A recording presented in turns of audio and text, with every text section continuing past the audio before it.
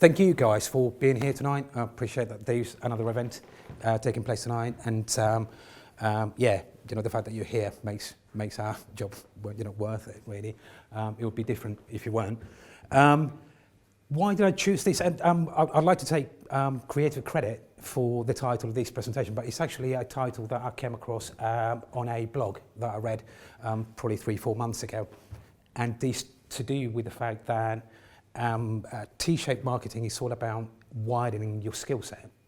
I've been doing marketing, like Mark is saying, for best part of 20 years now, so a long time, pre-Google, if anyone can remember that far back. I started as a web developer, just coding, building websites the hard way. We didn't have editors, web editors. WordPress wasn't even a thing yet. So it was hard, it was really difficult, but it was new, it was exciting. The technology was only just being introduced. Our university at the time was given a grant to push the technology forward, so we were literally just gifted this new tool. And yeah, I'm glad I took advantage of that. Throughout my career, that extended career that I've had the pleasure of working with some very, very big clients. I worked with some very, very well-known banking business brands, and also some very, very exciting startups.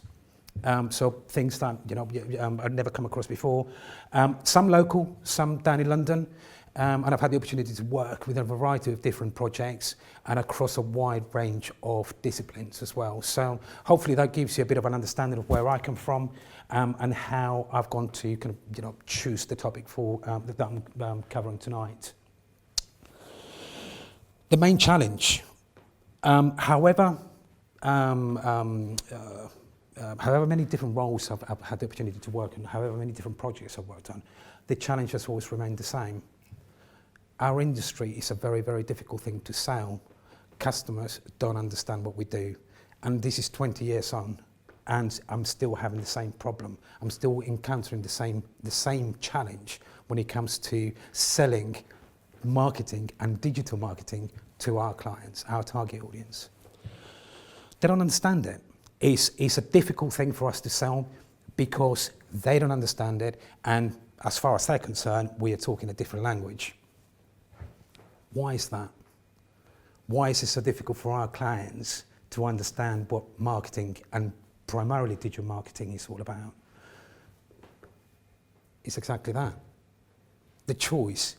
We've got so much choice that even ourselves, who are breathing and living the digital marketing world, don't have the time, we will never be able to understand and get to learn each one of those tools. Okay, so it's too much choice, way too much choice. So what we tend to do as a way of being able to simplify things for our clients, we find a niche, we identify one of the areas within digital marketing that interests us, and we become experts. We hone our skills in, we learn, we read, we do, we listen, and we carry on learning and we carry on doing. All of that work means that we end up becoming very, very good at doing one thing. We become very good at doing that one thing, but that only adds further to our problem. The fact that we then have even more noise, even more options, even more acronyms, even more language that our clients do not understand. So just to give an example from my typical SEO point of view, this is what we then add to an already complex set of tools. So we go and talk to them about metadata, we talk about optimization, rankings. It's just even more confusion. Let me take you through a bit of an example and where the principles of T-shaped marketing come in. This is a typical example of a typical customer looking to achieve a very typical goal. They've got a shop, they've got a product, and they want to sell it. Their main priority is to bring more customers to their shop. But why are they bringing? Is digital marketing the right solution for them in this particular case? We know that they've got a shop, and we know that they sell a rather tasty product. But look where they're based, in the middle of nowhere. Okay. Now, this isn't a real case scenario, but this gives you an idea of the sort of questions that you need to be looking at introducing when you are having that conversation with your clients. Why would anyone come to your shop to buy donuts? It's way too far out of the way. No, so you wouldn't. This is their real problem. Their problem isn't the fact that they haven't got a product. Their problem isn't that they're not marketing or sending out the right message. The problem is that they are not aligning their audience with their products, and marketing isn't. They could spend thousands of pounds on marketing, and the problem will remain. So how do we direct what we want our clients to do? How can we bring our services into a language that will resonate with them? Value and innovation, those are the two critical elements that help business move forward. That is what makes a business grow. This is where we need to be as marketers, applying our focus and applying our time and effort to try and modify what we say, change what we say, so that we can then speak their language. Okay, don't expect them to understand our world. We need to come and meet them in their world. We need to understand their language. Those two key areas is where businesses focus, right? What is it that we want to do? The Lidls of your world, they provide a great product, cheap price, cracking business model. Your Apples of the world do exactly the same thing, but they use technology and they charge a premium for it. So in their case, they're not worried about money. They're not worried about how expensive the product is. They create the demand out of the basis that they use innovation as a way of driving their business forward. So marketing becomes very, very easy. And that is the question that we need to be asking our customers. From a marketing point of view, what is it that you want to achieve? Do you want to be positioned as a value product, or do you want to provide something that we can charge a premium for? So how do we as marketers align ourselves with the language that we need to be speaking? Especially if you see that actually the slide that I showed you earlier is this little section here. That is how confusing our landscape is. This is what digital marketing looks like today. 2011, it was considerably smaller. It was way easier. It was a lot easier to explain to customers what we did. Now it's a completely different ballgame. Not only have we got a much wider range of tools available at our disposal, but we also have loads of different fields that each of those tools falls under.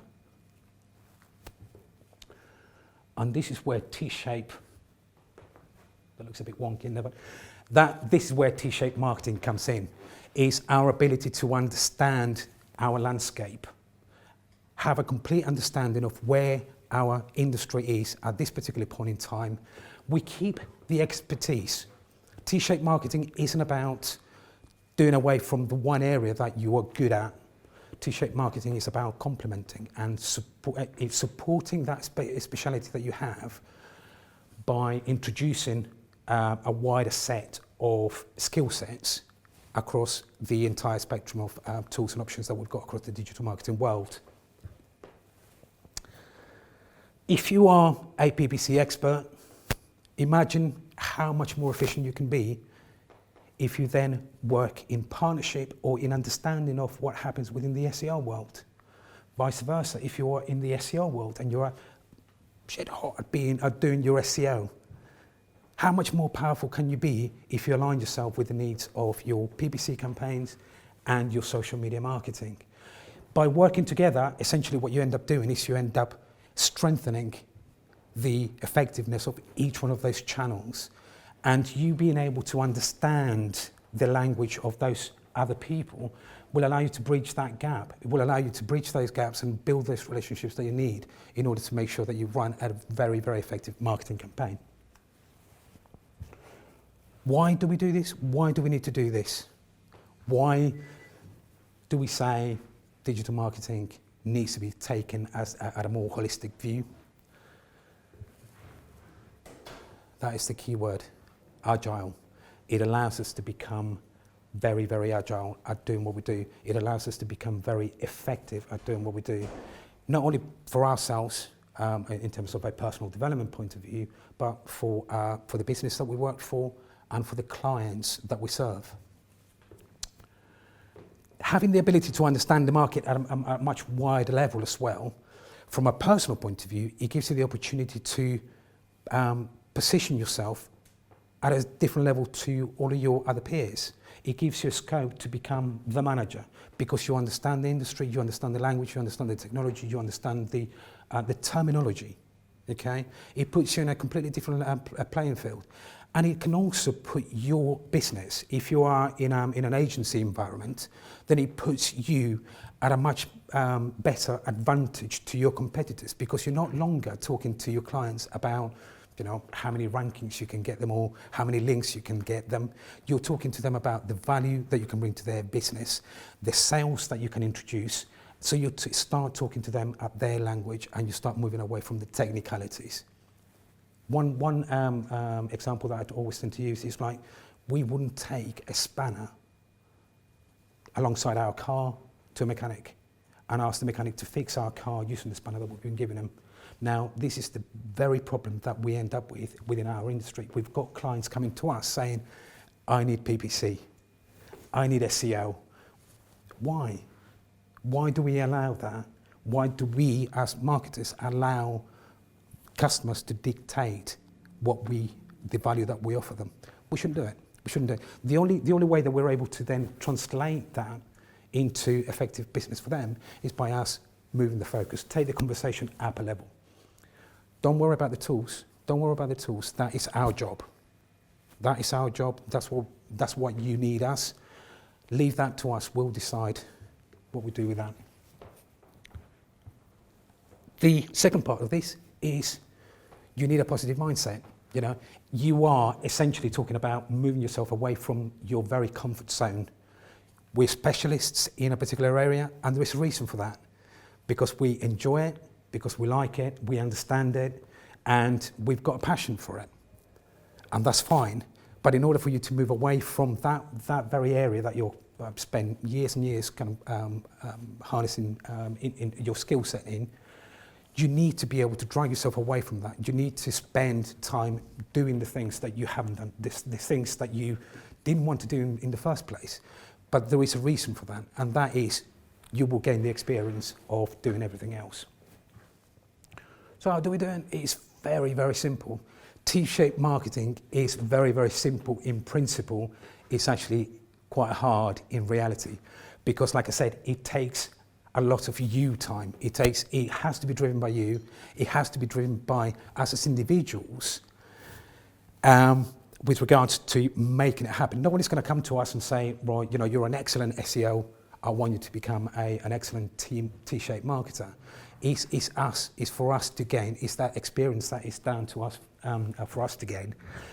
I've got a list of different resources, but I wanted to sort of have a chat with Mark to make sure that, you know, that we make that list of resources, learning resources where you can go and educate yourself about the different areas of digital marketing. And we'll share that with you. We've got your contact details, so I'm happy to share that information with you guys. But the final point that I like to make is the only way to learn is to run your own website. The only way that you will ever be able to sort of learn what everyone else is doing is by experiencing it. Right? Yeah, you can do all the reading you want, you can watch as many YouTube videos as you want, but the real value will only come into play when you actually get your hands dirty and you start building websites and start working for yourself. The reason I've got an asterisk in there is if you work for an agency, that is the reason that isn't there, right? If you work for an agency, please make sure that you check your contractual terms. Some of them will not allow you to do that because conflict of interest, etc. If you are part of a forward-thinking company, chances are that they will make allowances and they will allow you to do that, but you need to check with your employers. Make sure that you don't end up getting into hot waters by following that route. My name is Marco. I'm Jack of all trades, master of one. Thank you for your time. Thank you for listening.